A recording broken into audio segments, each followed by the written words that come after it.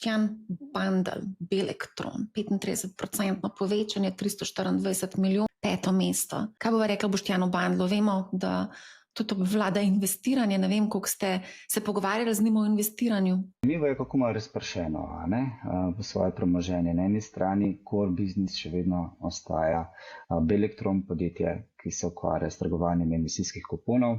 Zelo zanimiva zgodba je pa, ki se skupaj peljejo z zakoncema Bernard in z Damianom Merlakom, in sicer Engen.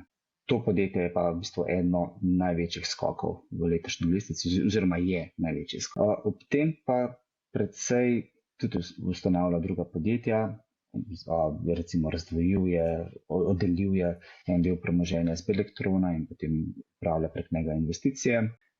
Vrednost podjetja smo letos povečali 50%. Poslušajte Money How, ne bo vam žal.